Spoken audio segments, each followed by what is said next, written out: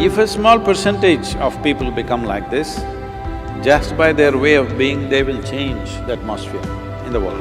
Will we get to that critical mass in the next 10-15 years is the challenge which we are striving for.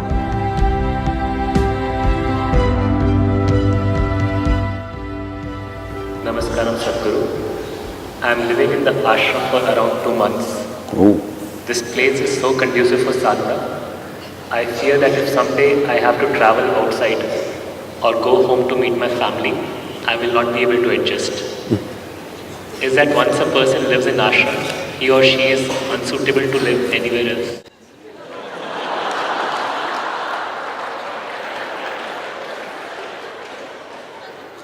Why don't you see it this way? By living in your home, a place that you call as home, you become unfit to live in ashram. But I managed for 2 months. So, it's like this. You see coconut trees, you don't see many here, but if you see the next piece of land, our coconut trees are doing well, yielding well, better than… Actually, our farmers producers organization here, which is largely coconut and arecanut farmers, has become among the top 5 farmers producers organizations in the country. So that means they're yielding very well, the coconuts and the arecanut. It's yielding so well. So let's do one thing, take the same coconut trees and keep them up on the mountain top. It's really nice. It'll be nice to have coconut trees up there. When we climb up and we are very thirsty, having a tender coconut out there will be fantastic. But if you put the coconut trees up there, they will all shrivel up and die. Because different types of life needs different types of ambience, different kinds of soil, different kinds of climate. For a human being to flourish as a human being, if you want to flourish as an engineer, maybe, I wouldn't say that, but maybe, because we are not building as much as we should, so maybe this is not the most conducive place. If you want to thrive as a doctor, maybe this is not a conducive place, not enough sick people.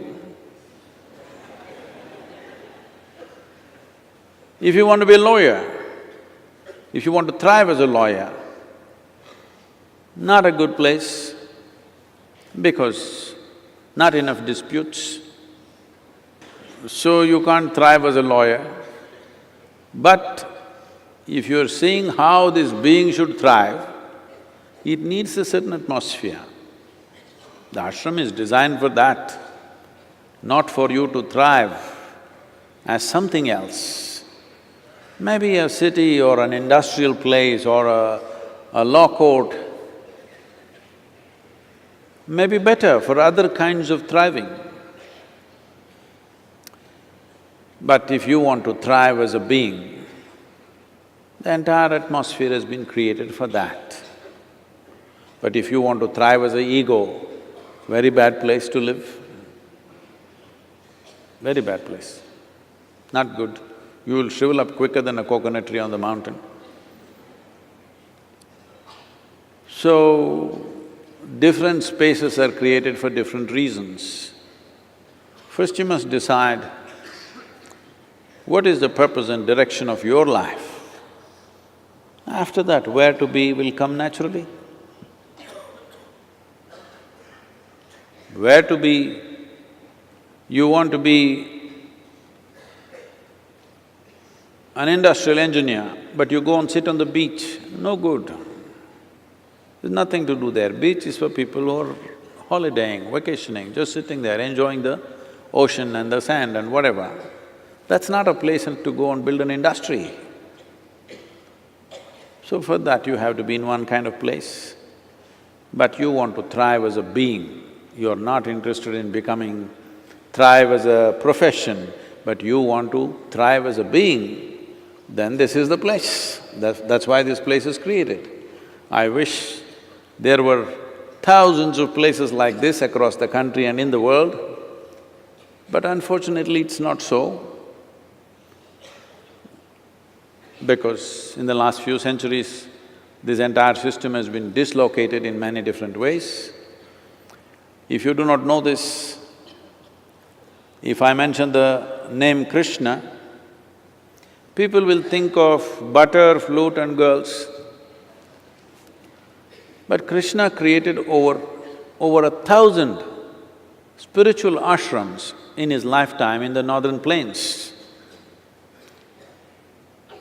Well, nobody talks about it because according to their interests they speak.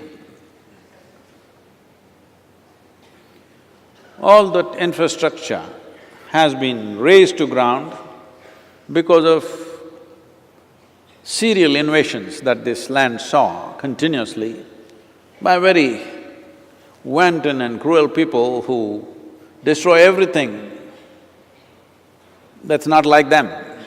If you're not like them, you're dead. That's their policy. It has taken a big beating, but it's time to build it back. As I said, by 2025, we will have infrastructure here for 10,000 people to do sadhana for 7 months in a year. The idea is to build enough infrastructure so that there is substantial, spiritually strong, not belonging to this group or that group, but internally stable and settled kind of population. We don't need to do this to all the 7.3 billion people. If a small percentage of people become like this, they don't have to teach anything. Just by their way of being, they will change the atmosphere in the world.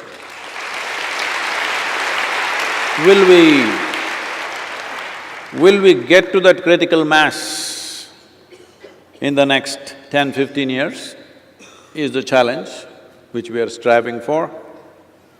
Young people who are not yet conceited or entangled, not yet screwed up or entangled within themselves or outside, you must think through this, because as a generation of people, we have this possibility that the way science and technology has liberated our lives from survival process. It's coming to a place where people are talking about this. It may sound utopian right now, but it will happen. People are saying in another 20-25 years, nobody in the planet need to work. So a lot of people are worried. They're calling me for all kinds of artificial intelligence conferences and asking, what shall we do? I said, all you few professors will be useless because a stupid gadget will earn 10 PhDs in a day. My phone can earn 10 PhDs in a day, that much information it has. All the idiots who read a book a few years before you and they think they're super intelligent, all of them will fall because a small gadget will do what a million of them cannot do. So this is good time. People are fearing what will happen to our jobs. I said, you will be on a vacation for life, how wonderful. Anyway, I don't see professors going to their job with great joy, dancing. How many professors went dancing into their classroom in total ecstasy?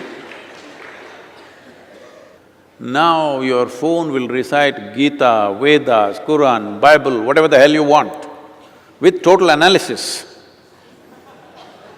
Which page do you want? Which subject you want? If you just ask, I want to know about what God said about liberation,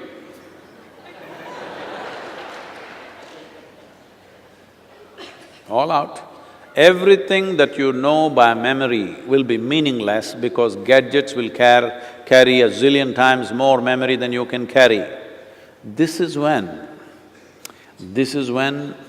a human being becomes significant This is why we want to create infrastructure to produce human beings, not accumulated memory.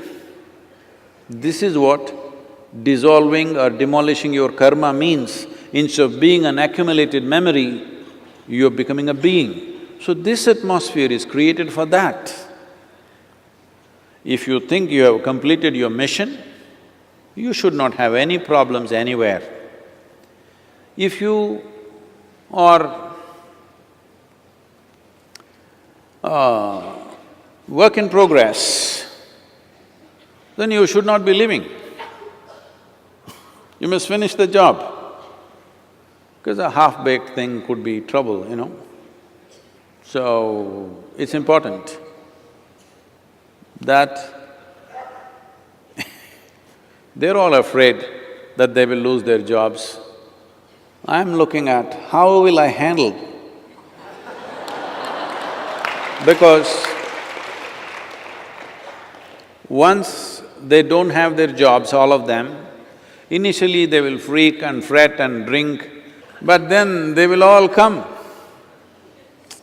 We need to have both physical infrastructure and human infrastructure, because being human will become the most important thing once all these damn things are done by the machines.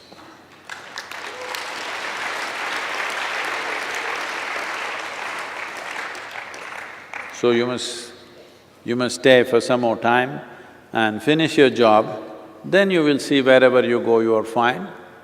I'm going out in the world more than you.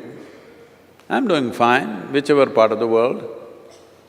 People ask me, you know, I happened to be in one of those glamour events in Mumbai.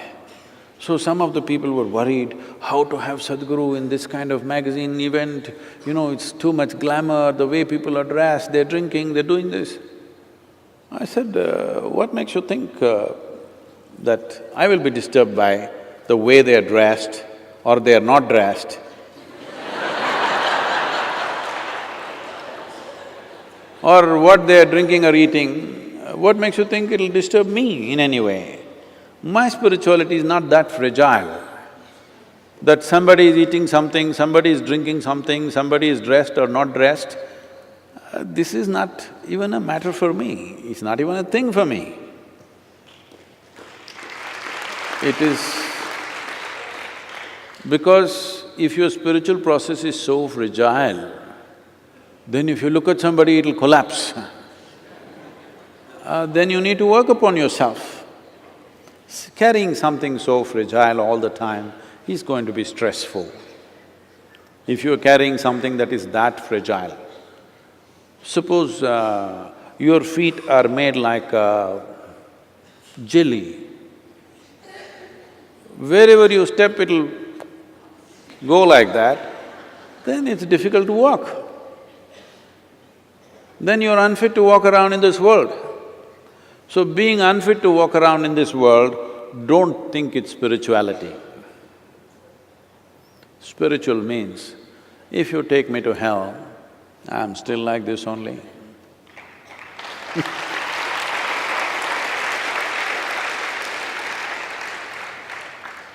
No, I didn't say your home is hell, but I said, you said something.